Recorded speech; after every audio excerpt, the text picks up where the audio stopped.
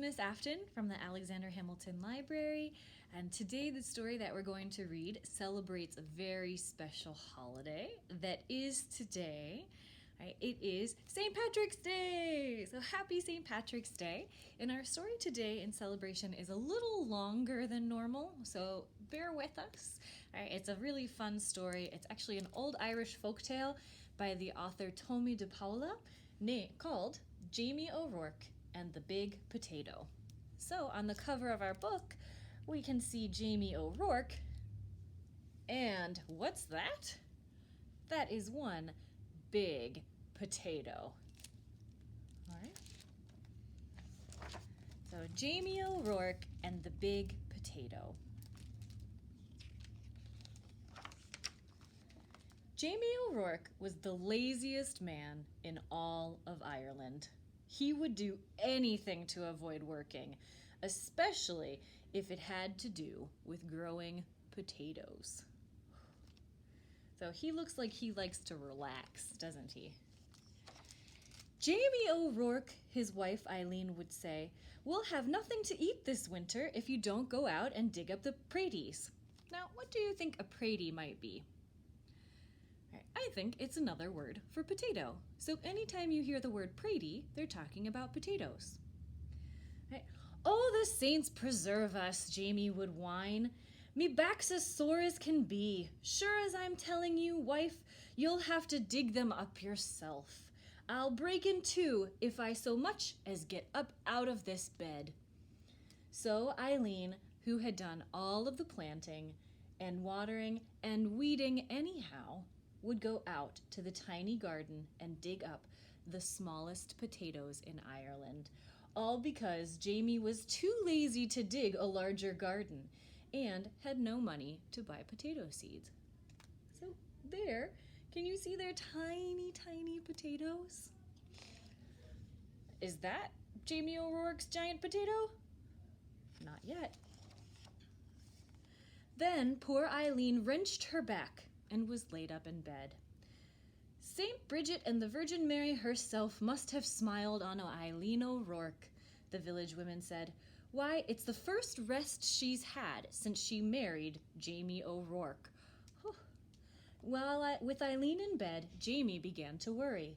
No Eileen to dig meant no praties all winter, and no praties meant no food. "Oh, poor me," wailed Jamie. "I'll starve to death. I'd best go to church and confess to Father O'Malley. There's no telling how soon death will be knocking on me door." So, even though it was midnight, Jamie set out for the church. He was about halfway down the hill when he heard singing and a tap, tap, tapping sound. Who do you think could be tap, tap, tapping at midnight on a hill? "Sure, and I wouldn't be knowin'," Jamie whispered, "but I swear it's a leprechaun." And sure enough, sitting in a circle of ferns in the moonlight was a leprechaun singing and hammering tiny nails into the heels of the fairy boots he was making. Jamie knew just what to do. What should you do if you see a leprechaun?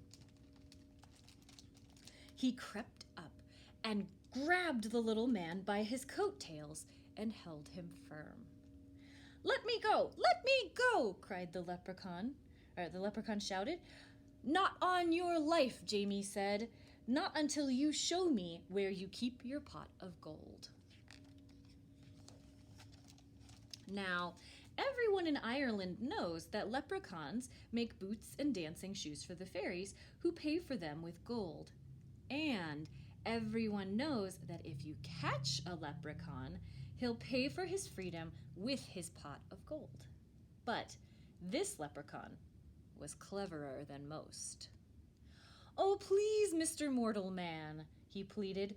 "I'm just startin' out makin' fairy shoes, and I only have 1 or 2 pieces of gold in my pot. Won't you take a wish instead?" Do you think Jamie O'Rourke will take the wish or the gold?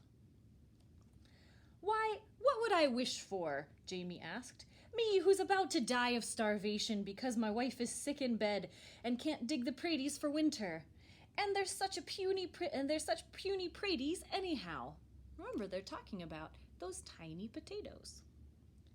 Well, said the leprechaun, reaching into his pocket, you could wish for the biggest pratie in the world. It would last until winter. It would last all winter, and you wouldn't have to do anything more than plant this seed, water it, and wait.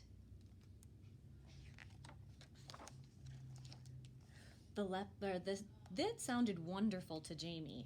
Remember, Jamie doesn't like to do work. So, done, he shouted. And as the leprechaun dropped the seed into Jamie's hand, Jamie let go of his coattails, and that leprechaun scampered.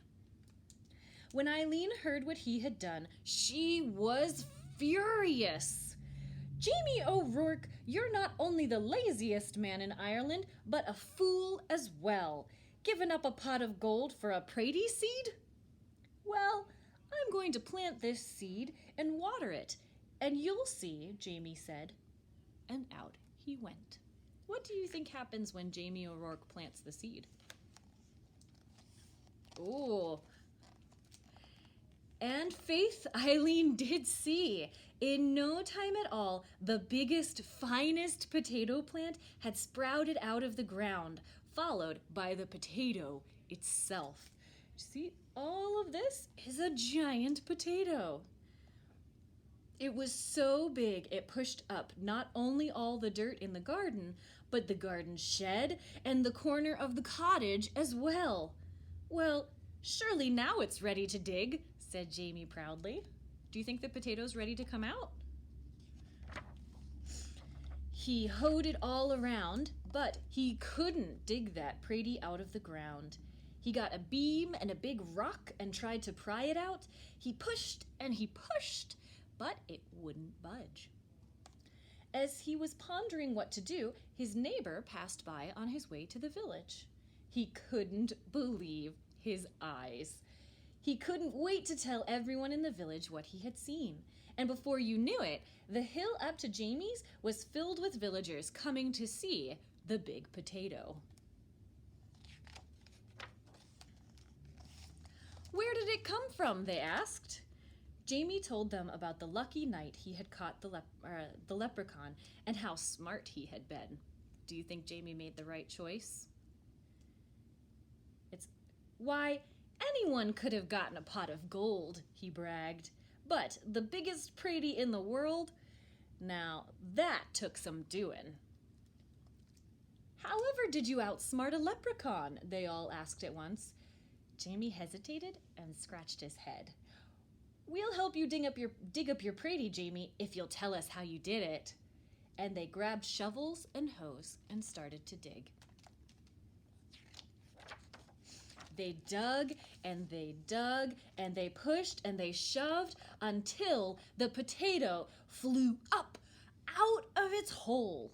It rolled down the hill faster and faster until it reached the bottom, where it bounced up high and came to a stop, wedged between the stone walls on either side of the road.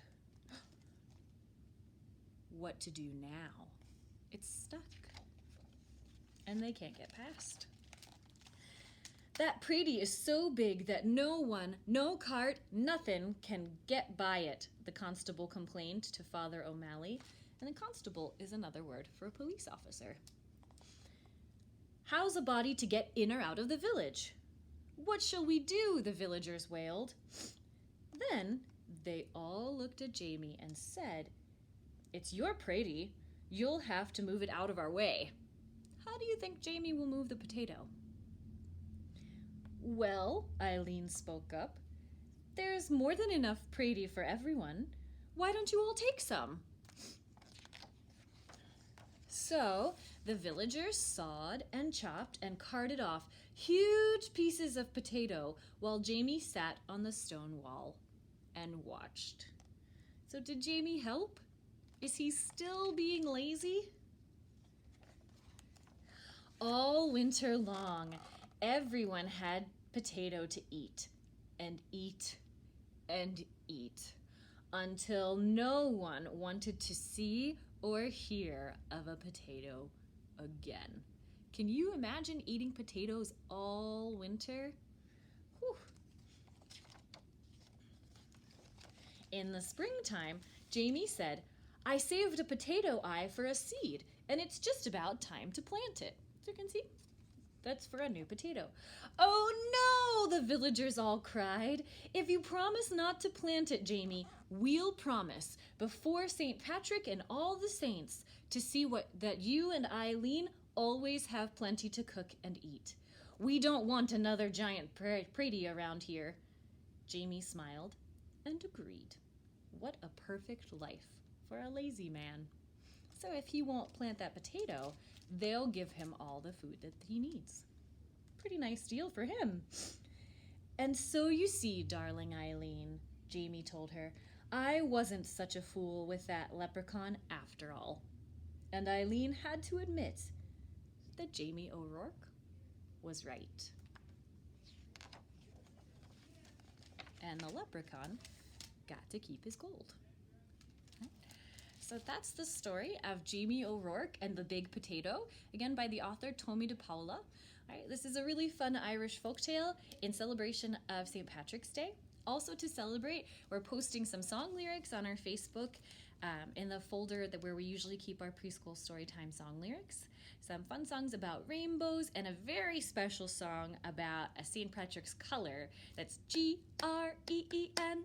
So I hope that you will check out those stories, enjoy those songs. Enjoy the story today with your family and sing some songs, and we will see you next time. All right, happy St. Patrick's Day, friends!